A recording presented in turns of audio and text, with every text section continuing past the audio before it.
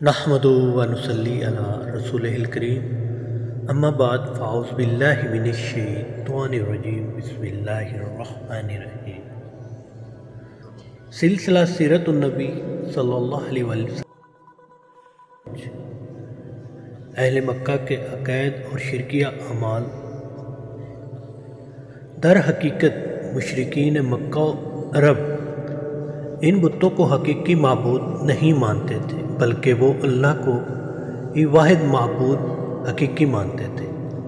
وہ ان بتوں کو اللہ کی بارگاہ میں اپنا سفارشی تصور کرتے تھے، اور وہ ان بتوں کی تعظیم و عبادت اس اعتقاد کے ساتھ کرتے تھے کہ یہ ان کو اللہ سے قریب کر دیں گے۔ دوسرا، وہ تصور کرتے تھے کہ ان بتوں کو خدائی صفات میں سے قوتیں اور طاقتیں حاصل ہیں، لیکن بہرحال حقیقی رازق و مالک وہ اللہ کو ہی مانتے تھے۔ دراصل مشرک ہوتا ہی وہی ہے جو اللہ کو مان کر پھر اس کی ذات، صفات یا عبادت میں کسی اور کو شریک کرے۔ ان مشرکانہ عقائد کا نتیجہ یہ نکلا کہ مشرکین مکہ بری طرح سے توہم پرستی کا شکار ہو گئے۔ وہ بات بات سے نیک کو بد شگون لیتے اور پھر برے شگون سے بچنے کے لیے کاہنوں کی خدمات حاصل کرتے۔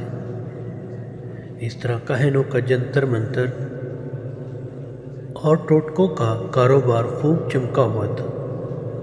کاہن لوگ جنوں بھوتوں کے متبع ہونے کا دعویٰ کرتے اور لوگوں کو جھوٹی سچی غیب کی خبریں دیتے۔ شرک و بت پرستی میں ڈوبے یہ عرب انتہا درجے کے رسوم پرست تھے، اور جاہلیانہ رسوم و رواج کا ایک طویل سلسلہ ان کے ہاں رائج تھا۔ ان کی بت پرستی اور توہم پرستی کے بعض نہایت مضحکہ خیز پہلو بھی مورخین نے بیان کیے ہیں۔ مثلاً سفر پر روانہ ہوتے تو ایک پتھر جیب میں ڈال لیتے، رستے میں اگر کوئی اور اچھا پتھر مل جاتا تو پہلے خدا کو جیب سے نکال کر پھینک دیتے، اور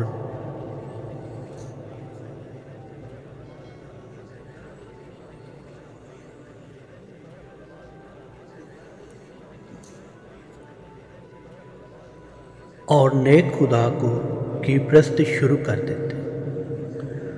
اگر روانگی کے وقت پتھر ساتھ لینا بھول جاتے تو رستے میں جس منزل پر رکتے تو وہاں سے ہی 4 پتھر تلاش کرتے، 3 کا چولہا بناتے اور چوتھے کو معبود بنا لیتے۔ اگر کہیں پتھر نہ ملتے تو مٹی اور کنکریوں کا ایک ڈھیر جمع کر کے اس پر بکری کا دودھ بہاتے اور پھر اس کے سامنے سجدہ ریز ہو جاتے۔ ذوق بت پرستی صرف پتھر تک محدود نہیں تھا،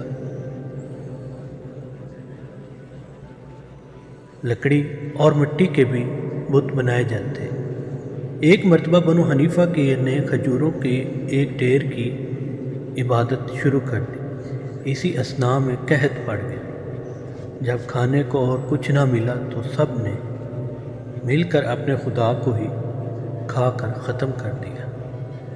یوں کعبہ جو زمین پر اللہ کا سب سے قدیم اور مقدس ترین گھر ہے، مشرکین کے ہاتھوں شرک و گمراہی کا گڑھ بن چکا تھا۔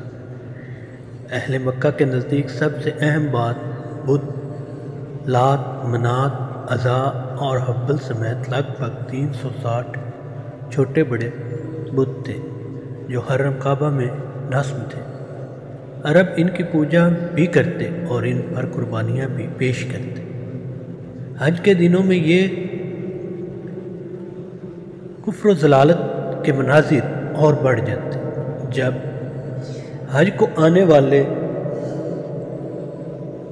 ننگے ہو کر خانہ کعبہ کا طواف کرتے، بتوں کے آگے فال نکالے والے پھانسے پھینکے جاتے اور نظریں مانی جاتی۔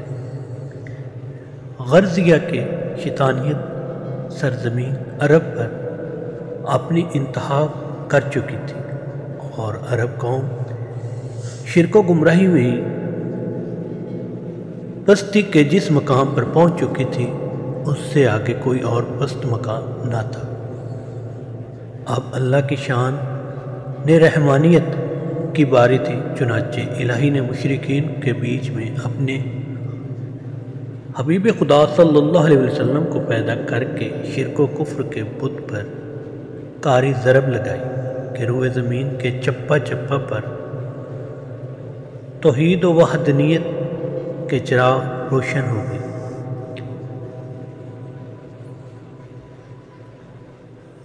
اگلی قسط میں ولادت نبی پاک صلی اللہ علیہ وسلم کے وقت سرزمین عرب میں رائج باقی مذاہب کا ایک مختصر سا جائزہ کیا جائے گا۔